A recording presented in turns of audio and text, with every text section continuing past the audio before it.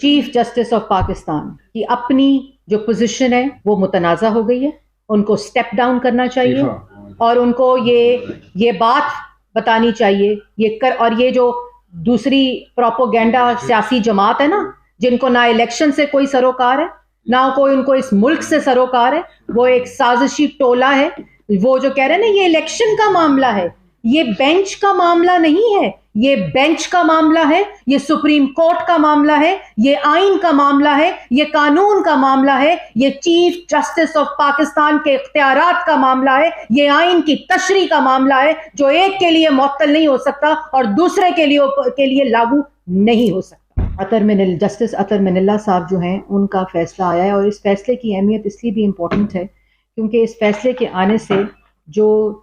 4 ججز ہیں، جو اکثریت میں ججز جنہوں نے ایک سماعت جس کے اوپر پنجاب اور خیبر پختونخوا کے الیکشنز کو، اس سماعت کو اور اس پٹیشن کو ڈسمس کیا تھا، آج 4 ججز کی جو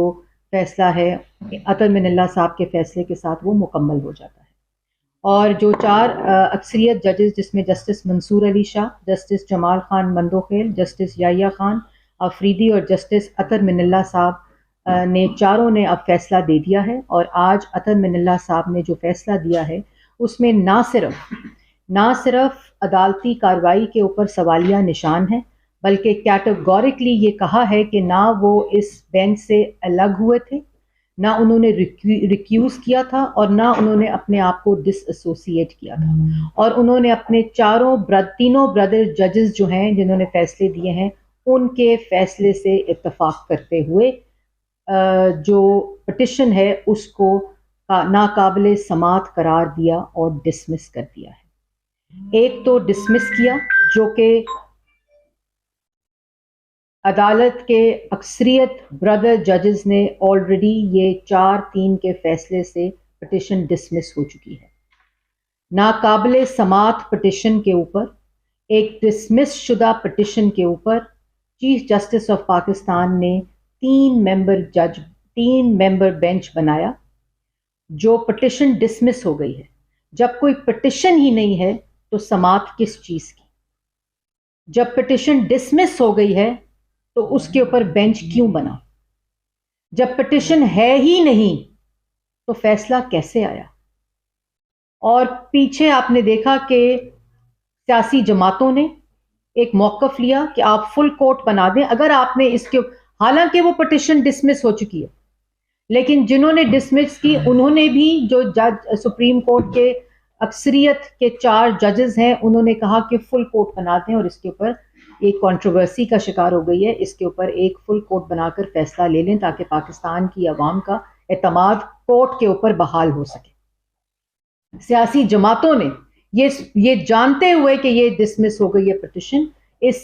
اور وہ سیاسی جماعتیں جو اس ملک کو بنانے میں جنہوں نے اپنا کردار ادا کیا ہے انہوں نے یہ کہا کہ اس کے اوپر آپ فل کورٹ بنا دیں کیونکہ ایک دستوری آئینی سوالات اٹھ گئے ہیں، اس کے اوپر ایک فل کورٹ بنا دیں تاکہ عوام اس کو فیصلے کو تسلیم کر لے. 3 ممبر بینچ بنا اور ابھی ایک شخص کہہ رہے تھے کہ یہ بینچ کا معاملہ نہیں، یہ الیکشن کا معاملہ ہے. یہ بالکل الیکشن کا معاملہ نہیں ہے.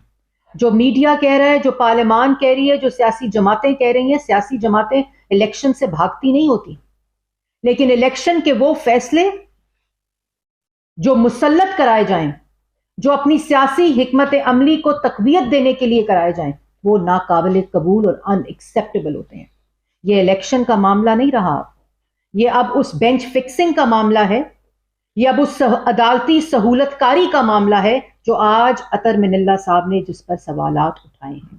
اور انہوں نے کہا ہے کہ وہ قانونی کارروائی یا وہ عدالتی کارروائی جو کسی سیاسی حکمت عملی کو آگے بڑھانے کے لیے استعمال ہو، وہ اس کی اجازت نہیں ہے. اور یہ بات صرف اس الیکشن کی پٹیشن یا ان 4 سے 3 کے اکثریت فیصلے کو اس پٹیشن کو ڈسمس کرنے کی بات نہیں ہے. یہ اس کے 2 پہلو ہیں. یہ واردات 2 طریقوں سے ہو رہی تھی. اس کا ایک سیاسی پہلو ہے اور اس کا ایک عدالتی پہلو ہے. اور جب عدالتی پہلو سیاست کے اوپر اثر انداز ہو، جب عدالتی کارروائی متنازع ہو جائے اور اس کو سپریم کورٹ کے اپنے اکثریتی ججز کا بینچ اس کو نہ مانے، سپریم کورٹ کے اندر اس کی تقسیم ہو، جس فیصلے کو سپریم کورٹ کے برادر ججز اور اکثریت ججز کی نہ مانے، وہ عوام کیسے مانے؟ وہ کیسے تسلیم کر لیا جائے کہ وہ فیصلہ شفاف ہے، قانون کے مطابق ہے اور آئین کے مطابق ہے؟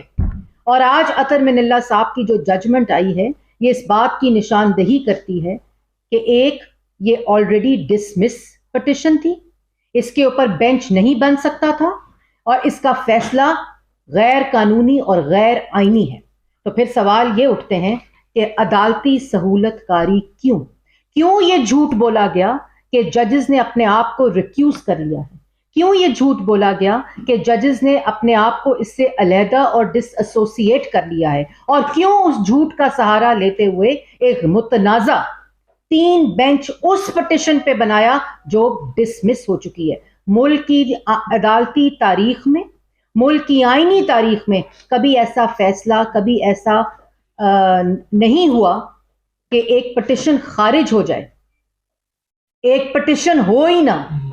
اور اس کو سپریم کورٹ کی اکثریت اس کو ڈسمس کر دے، اس کے اوپر 3 بینچ بنا دیں چیف جسٹس آف پاکستان، اور اس کے اوپر 3 بینچز کے اندر اعجاز الاحسن صاحب جو آلریڈی ایک متنازع ان کا تاثر ہے کہ ان کو ہر اس بینچ میں بٹھایا جاتا ہے جس کے جو پاکستان تحریک انصاف کے حق میں فیصلہ آنا ہو، بینچ بننے سے پہلے یہ تاثر ہوتا ہے کہ اس کا فیصلہ کیا آئے گا۔ کیا یہ سپریم کورٹ کا یہ آئینی کردار ہے؟ اور آج عطر من اللہ صاحب کا جو فیصلہ ہے اس میں یہ کہا گیا ہے کہ جب وہ عدالتی کارروائی جو کہ ایسا تاثر دے کہ وہ کسی ایک سیاسی حکمت عملی کو آگے بڑھانے کے لیے استعمال ہو رہی ہے، اور یہ تاثر ہو، اس سے یہ تاثر بن جائے کہ پولیٹیشینز ان جوڈیشل روبس، اور انہوں نے کہا کہ اس کانسٹیٹیوشنل کرائسس کا آغاز ہی اس پری میچور جو معاملہ تھا اس کے اوپر از خود نوٹس سے ہوا۔ تو اگر کسی ملک میں آئینی بحران اور کانسٹیٹیوشنل کرائسس کا جنم سپریم کورٹ سے ہو تو اس کے اوپر کون اعتماد کرے گا؟ اس کے فیصلے پر کون اعتماد کرے گا؟ اور اگر کسی فیصلے پہ سپریم کورٹ کی اکثریت تقسیم ہو اور اقلیتی فیصلے کو مان کر اس پہ بینچ بنا کر اس کا فیصلہ دے دیا جائے تاکہ ایک شخص کی، ایک لاڈلے کی، ایک فورن ایجنٹ کی، ایک منی لانڈرر کی، ایک گھڑی چور کی، ایک آئین شکن کی سہولت کاری ہو، تو یہ قابل قبول نہیں ہے۔ اور اس سے بالکل صحیح کہا گیا اس ججمنٹ میں کہ اس سے پولیٹیشنز ان جوڈیشل روبس کا تاثر ہوتا ہے۔ اور اس کے بعد جیسے میں نے پہلے کہا کہ یہ 2 اس کے پہلو ہیں، ایک سیاسی پہلو کہ عدم اعتماد کامیاب ہو جائے عمران خان صاحب کا، تو اس کے بعد صدر ڈپٹی اسپیکر سے رولنگ دلوائی، ڈپٹی اسپیکر نے رولنگ دی، اور اس سائفر کی جو من گھڑت کہانی تھی اس کو تسلیم کرتے ہوئے صدر سے اسمبلی توڑوا دی۔ اس کے بعد اسی اسمبلی سے